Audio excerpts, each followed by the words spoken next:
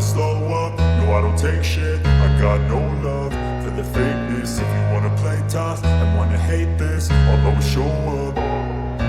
I don't ever slow up, no I don't take shit. I got no love for the fakeness. If you wanna play tough and wanna hate this, I'll always show up and make a statement. I don't ever slow up, no I don't take shit. I got no love for the fakeness. If you wanna play tough and wanna hate this, I'll always show up and make a statement.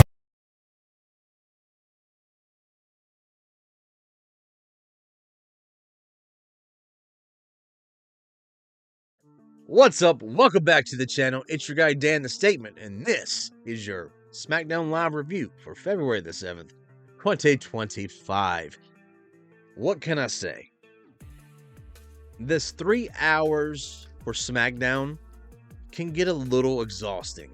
I found myself twiddling my hands at certain points, my thumbs, and just looking at my phone, talking with my friends on the chat, but tonight, they tried a little different. They at least tried to extend the matches a little bit. And I think that did help. There were still a lot of behind-the-scenes segments, backstage. But they did what they did to try, I guess, to just see if they could stop this whole people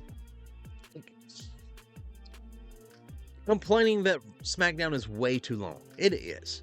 In my opinion, SmackDown's way too long unless you start with the stories, which they did tonight. I enjoyed tonight's show. What was it, mid? For about half of the show, it was very mid. But the other half was fan-fucking-tastic. They started off announcing a triple threat Elimination Chamber qualifying match with Drew McIntyre, LA Knight, and Jimmy Uso. Yes!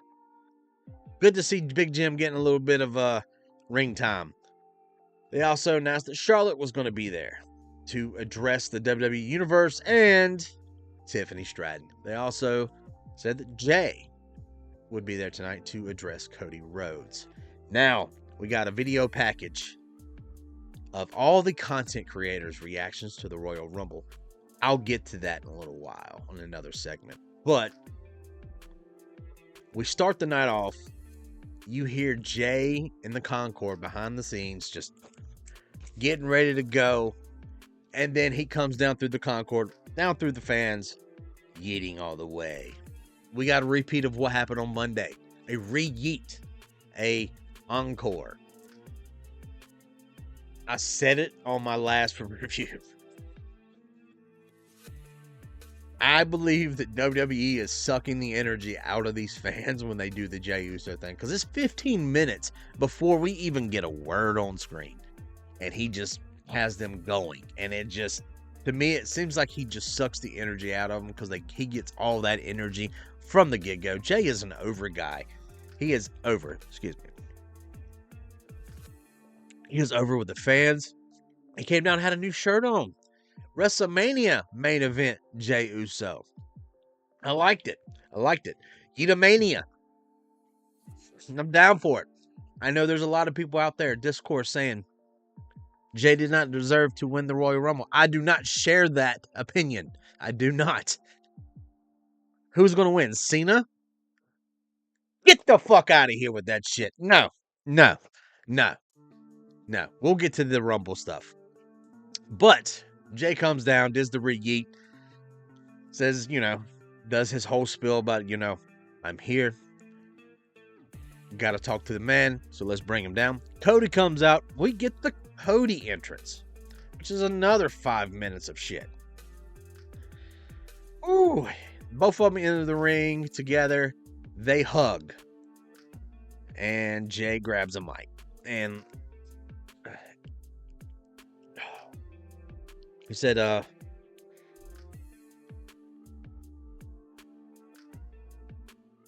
he basically let Cody talk first. Cody was like, main event Jey Uso. I think I know what you want to talk about, what they want to talk about. They pull back the camera and show the WrestleMania sign behind Cody. Cinema. That is cinema. Jey goes, you know why I'm here? I got two choices. One with you that would mean a lot with me. Or these two have history. And he goes, or he goes, I stand against you, and it's me and you, and that would mean a lot to me. He goes, or I stand next to you as you, the WWE champion, and me as the new World Heavyweight Champion. I'm looking at my notes, I'm sorry. Cody, in his words, quite the choice to make. Said, I spoke to the doctor. He's a little banged up. He's got some fluid in his elbow. His hip's out of alignment. His back hurts. And he's very proud of Jey Uso for winning the Royal Rumble. And I was like, he's being Cody. Politics. He talks about the past, how they got tag team gold together in this very city. Talking about we could do that again. We could yeet again. He goes, but in order for that to happen, I would have to win and go to WrestleMania to make a memory that will last. Jacob Fatu and Tama Tonga's music hits, and they come to the ring. Tama Tonga has a mic in his hand already, and he's shushing the crowd. He's like, everyone's quiet, all of a sudden he goes, I love it. People are getting aggravated about it. I love it. Jacob says, first off, Cody,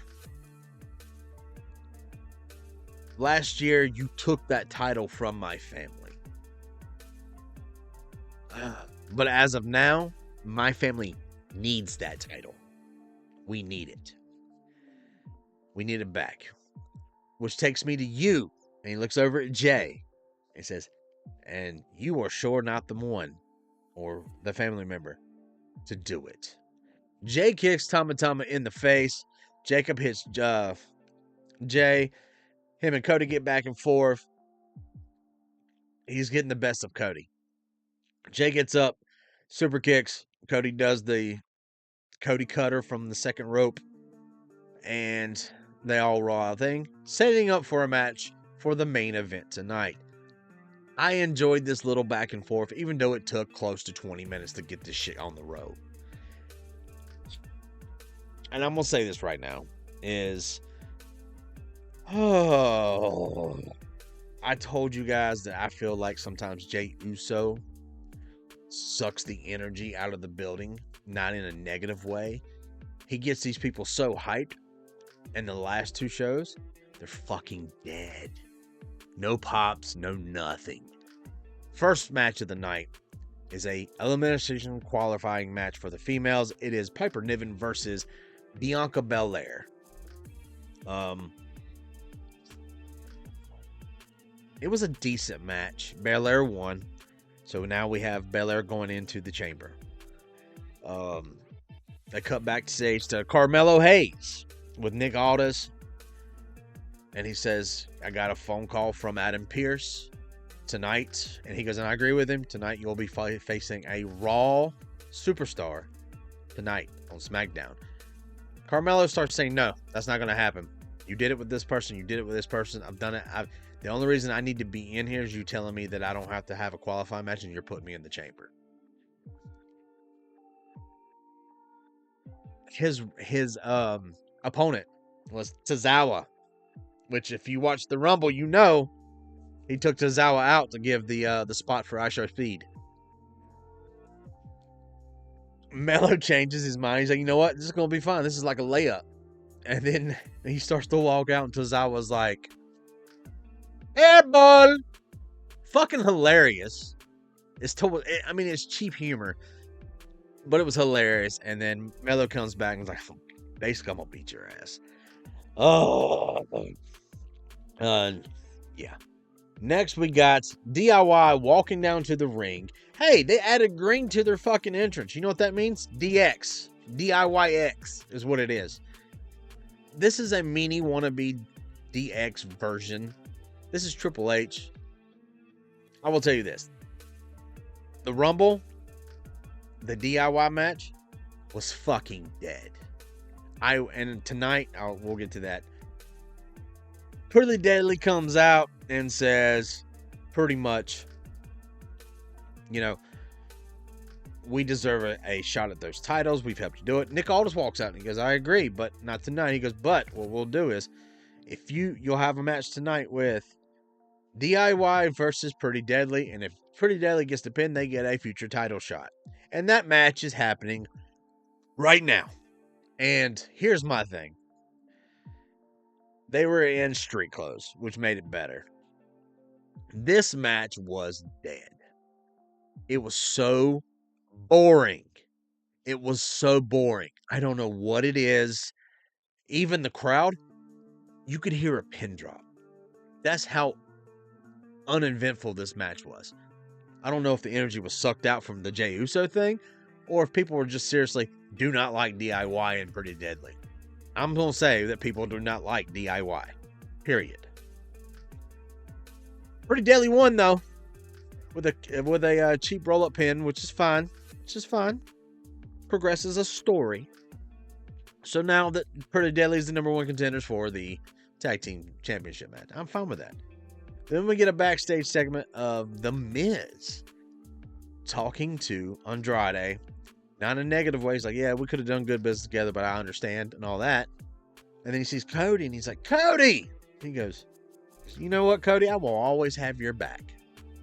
We're from the old school. We're like two of the last ones left. He goes, so I'll always have your back. And Cody, I don't need your back. And Miz cuts him off. Like, basically, he's like, look, last year's WrestleMania. He goes, we're going to WrestleMania. He goes, last year's WrestleMania. It was your story. How many people came in to help? And it was a very great, heartwarming story. He goes, Jay won the Royal Rumble. This is Jay's story. He goes, wouldn't it be amazing if he picks you? That would be an amazing story. And then walks off, and Cody's sitting there like thinking. They're setting up, let's just go be honest. Jay is not going to pick Cody for this match. He's not going to do it. Do I think it's the right move? I would think it would be a fucking amazing story for Jay and Cody. But we all know that's not going to happen. Jay's going to pick Gunther. He's going to pick Gunther. It's just, it is what it is. I wouldn't book that, but that is what it is. Oh, then we got Drew comes down to the ring, grabs the mic. He goes, I'm here for Cody. Well, not actually Cody, but what you have. The WWE Championship. The championship that was stolen from me. All this other stuff. And then here comes Jimmy Uso. He goes, that didn't get taken away. They didn't take anything from you. He goes, you lost it. He goes, I'm here to get my spot. LA Knight's music hits. And if you guys don't know, I am not really a fan with LA Knight. Drew makes comparisons with Jay and Jimmy and said, you know what would have happened if you would have yeeted first? And then Jimmy's like, well, all I got to do was add a no in front of it. No, yeet. And I mean, Jimmy's with the crowd. He's over. Like I said in my last video, there's something off with Jimmy. We'll get back to that in a little bit. Jimmy's like, I'm the big brother now. I'm not living in the past. I'm living in the present, and I'm here to kick your ass. Let's go. LA Knight comes down and basically is like, you cost me my title shot, Jim. Talks about mental health.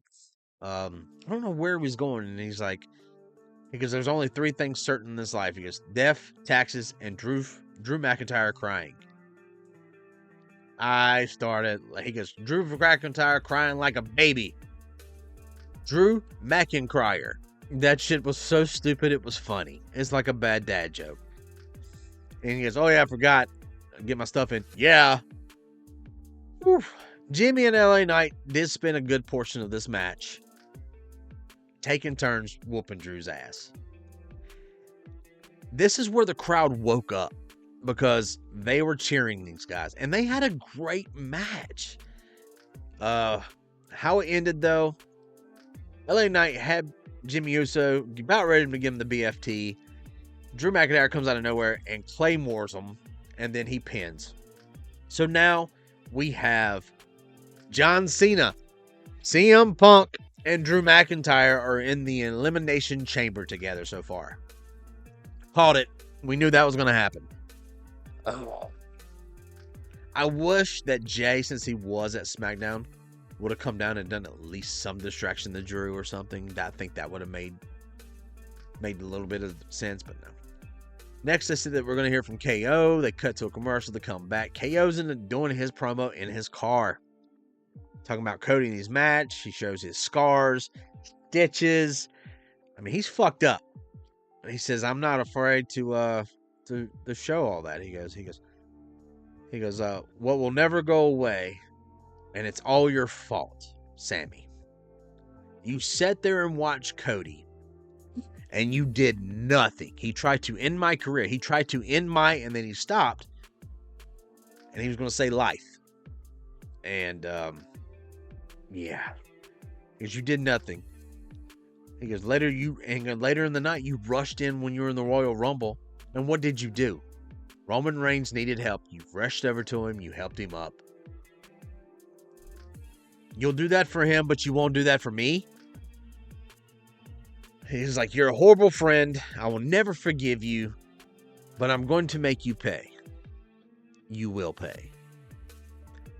Pause. I like Crash Out Kevin Owens. I like pissed off Kevin Owens. I do. I'm just tired of seeing this match. Every company that these two people go to, Ring of Honor, they have a feud. NXT, SmackDown, Raw, SmackDown again. I get it. They're best friends and they have great chemistry together, but how many times do we have to see this fucking match? Why can't we have Randy? Sammy's a bum. I don't like Sammy. I really don't. I don't think he's a great... Let me take it back. He's a good performer. He's very good when he was with the Bloodline. He's very comedic. He knows how to work the crowd. But as far as the way he looks and the way he acts and the way that he's done in the ring, he's not fucking special enough for me. He's a bum. He's a fucking hobo. I just don't like Sami Zayn. Now, Bloodline Sami Zayn, I loved him. Loved him. Now, can't fucking stand him. I don't know why. I just can't get behind him. I don't know why. Next, we had the Melo and Tozawa. The crowd got into this match. And these guys put on a show. Tozawa got some shit in. Melo got some shit in. The final leg drop from the top looked nasty. Nasty. Melo got the win. They did reports in that they tried to call Paul Heyman. There's no health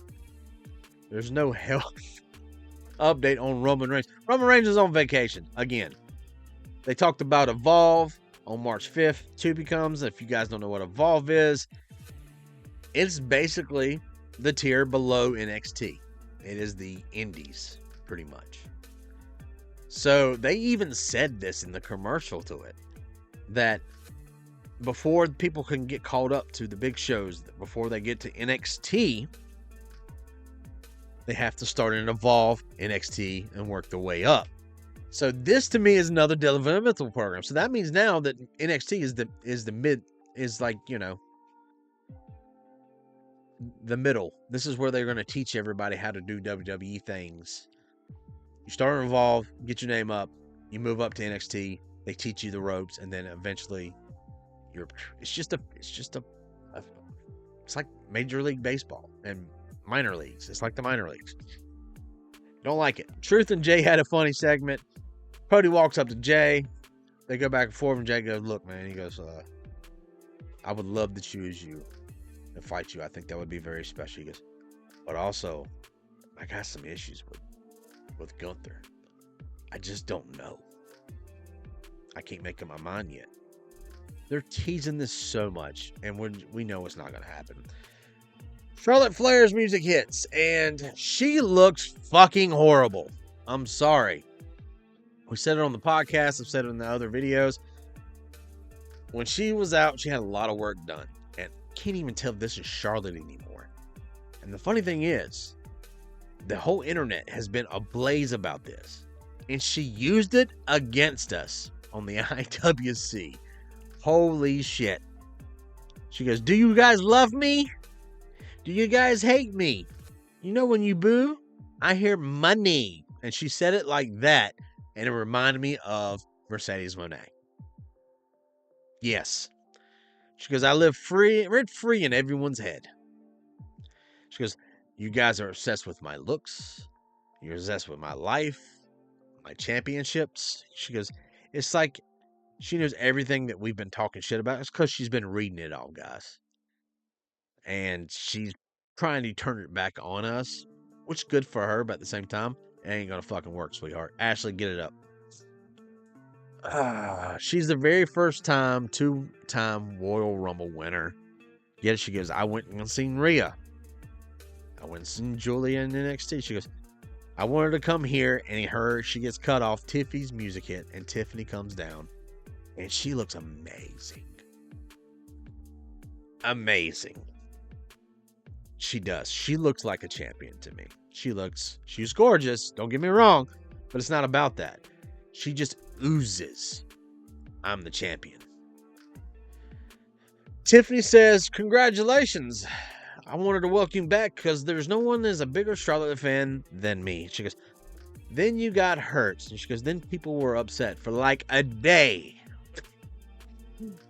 And Tiffany's letting Charlotte know that she is not the one. She's not her. Charlotte lets her do a promo and says, I'm sorry, did you say something? She goes, honey, you can speak when I tell you you can speak. And I was like, oh, no.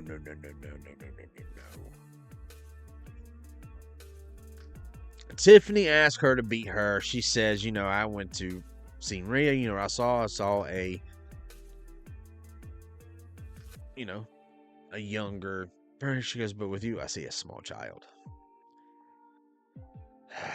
Tiffany Ashton says, pick me and I will go to WrestleMania. She goes, and I'll beat you at my first WrestleMania. Nia Jax's music hits and she comes down. It's premature. I'm going to beat you one-on-one for the chance of winning that back. She goes, Nick Aldis gave me a shot next week for that title. She goes, so it's a little premature you making plans for WrestleMania, because she looked at Charlotte. She goes, you might have to fight me. Charlotte says she's going to wait around and see to next week and see what happens. Alexa Bliss's music hit, and that's gotta pop. She has a match for Candice LeRae. And this is for the I believe this is for the Elimination Chamber. It is. Alexa was using a different moveset. She was doing some different things, and I don't know quite how to feel about it. But this was a decent match. It was prolonged. You can tell there's some ring rust. She doesn't have her ring confidence back yet. You can tell. I mean, people, it's been 2 years. She looks great, by the way. It's just, you could tell that she's very timid, and her confidence is not back. That's all. She'll get it. Alexa always bounces back. She went for her sister Abigail. Didn't happen. Match went on for about another 10 to 15 minutes. About 8 minutes. And then she got her in the Sister Abigail again, and then she changed it and hit a Sister Abigail DDT. Instead of doing this, and like Bray did, and hit her, she put her arm around like this, and then did the DDT. It looked cool, it looks like it's easier to take on certain people. Then we got a vignette video from the Street Profits.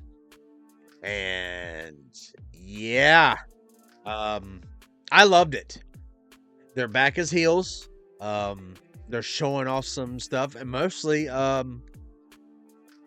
Montez was quiet till the very end, and all he really says is, we want the smoke. He's wearing gold grills on the bottom. He looks like he's beefed up a little bit more on muscle. So does his partner. They just looked. This is what they should have been with Bobby Lashley, to be honest with you. This is what should have happened. So now we get a Motor City Machine Guns in the back room El Gato del Phasma comes up and interrupts, and then go back and forth. Next week, they're going to have a tag team match against each other. Okay. We'll see how it goes. Then it was time for the main event.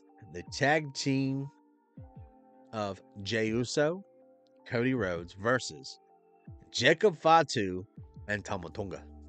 And yeah. Jay came out.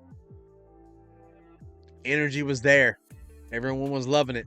Cody came out. Energy was there. Everybody loved it. They did not let Jacob do a promo from the back walking to there. They didn't do it. They just came out and they started the match. And this match was decent. Cody did a brunt of the work. Jacob did a lot of the work as well. We did find out next week on SmackDown, it's going to be Damian Priest versus Braun Strowman versus Jacob Fatu for a spot in the chamber. I wonder who's getting that spot. Just saying. This match was good. Cody did brunt of the work. Jacob did too. What they did was they could not let Jay and Cody lose this match, but they also had to keep Jacob looking strong. So what happens? Cody pins Tama Tonga. The faces win. Cody's in the ring. A man with a black hoodie jumps out and gives him a Samoan spike. Takes the hoodie off. Solo Sikoa is back. And he's targeting Cody Rhodes. What does that mean? I don't fucking know. Here's my question. Is he with Tama Tonga and Jacob as their leader still? As Bloodline 2.0? Is he still the leader? Or is he being made to step back out and let Jacob step forward? And Jacob's the leader. Solo's just there as his enforcer. Or is Solo by himself and he's going to distance himself from the Bloodline 2.0? Did he come out there on orders from The Rock? Did he come out there on his own volition? We don't know what's going to happen yet. But he did not get attacked by Jacob or Tama Tonga, and they did not join him in the ring. So that left us wondering, what just happened? And here's my other thing. Why was Solo Sikoa not in the Royal Rumble? During the night, we did get a lot of internet drama saying WWE has released a list of superstars. Cedric Alexander is now no longer with WWE. He will be fine. Paul Ellering has been released. He's a manager. Wasn't doing much with the Final Testament. He was there sporadically. AOP, Authors of Pain, also with the Final Testament, were released. They will be fine. Sonya Deville of Pure Fusion Collective was let go. But here's the thing. This was a different one from her. They told her that they would not be renewing her contract. So the Rumble was her last match. So she's probably just going to sit at home for the remainder of her contract because it ends at the end of this month. And she will not have a 90-day non-compete clause. She can go right to work. She will be fine. She will be fine. And the big one that no one understood, Blair Davenport. She came up from NXT. She got up on the main roster. She was doing decent here and there, going back and forth to NXT. And it was just that she was in NXT UK. They brought her over here, like same with Rhea Ripley. She's been with the company for a while. She is going to be okay. These people will be fine. Cedric Alexander, he will probably show up in AEW, even though his wife has bad issues with Tony Khan when she left that company. Cedric Alexander could easily show up in AEW, easily TNA, easily anywhere. I would say he's probably on his way to AEW. Tony Khan can buy him for his figure collection, and he could round out the Hurt Syndicate, aka WWE's The Hurt Business. It would make sense. It makes sense to a point. He will be fine. Paul Ellering, he's on a Legends deal anyway. He's not really an in-ring talent. He's a manager. He doesn't even do producing. He's just there. He will be fine. AOP, they were fine when they were cut before. They'll be fine now. They'll probably go to MLW, Noah, or Hog somewhere. They will be fine. Sonya Deville, she will be fine. 100% she could go to AEW. I have a feeling that she'll probably go to TNA. Just because I know the people there. Blair Davenport, she could go to anywhere. And her being from not around the United States, she could go home for a little bit. She could show up in AEW. She could show up in New Japan. She could show up in Noah. She's going to be fine. It just amazes me that people are freaking out about releases. And here's my thing. You didn't like these people to begin with.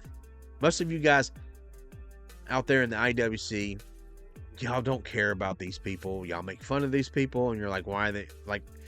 But it's only an issue when they get let go, and then you get upset about it. So the same thing with the Rumble thing. I told you I'd talk about it.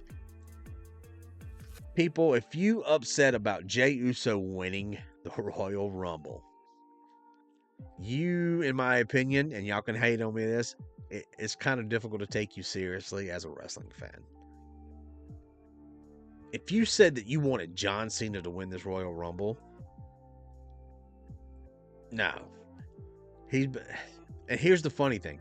The internet is crashing out over Charlotte winning the Royal Rumble. And I agree with this one. She does not deserve to win the Royal Rumble. If I was WWE, I would have put her in the Elimination Chamber match, make her earn her way to a little bit. The IWC is saying that she's been handed this and that it's not a good look. And I'm like, and I agree with that. Charlotte does not deserve to win the Royal Rumble.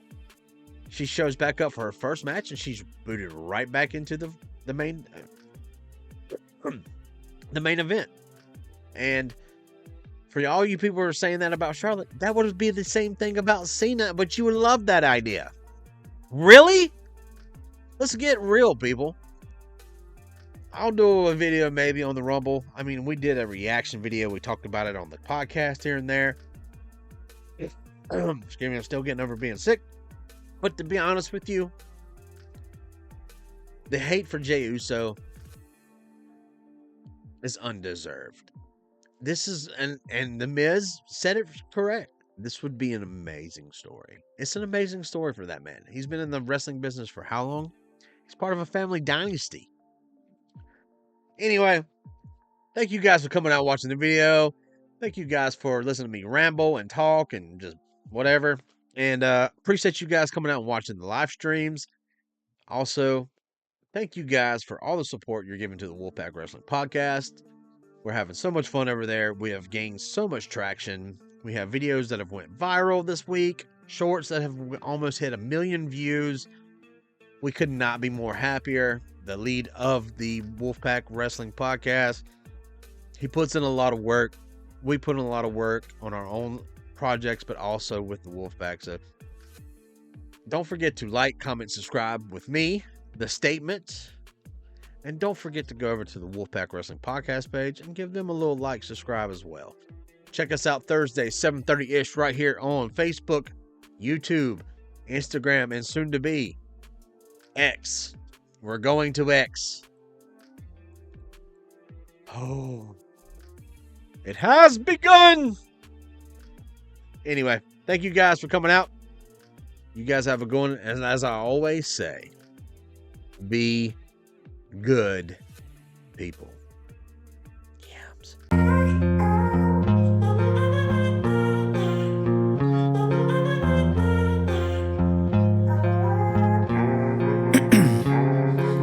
Ice in my veins, chains. I've been driving this train, years in this lane, there's no stopping this flame. Cause I came to the game and I changed it to play how I like, rearranged it to my own domain. Yeah, I got what it takes, made lots of mistakes, taking shots, skipping breaks, feeling lost, feeling great, popping off, singing straight, never stopped, never changed. All the squad here to play, and I've got something to say, yeah. I work hard each and every day, I get lost in the words I say. I don't push pause, no I push play. I won't stop till I make a change. I withdraw on the things I make.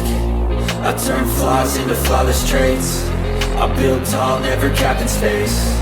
I won't stop till I hear him say, oh, oh, la, la, la, la, la.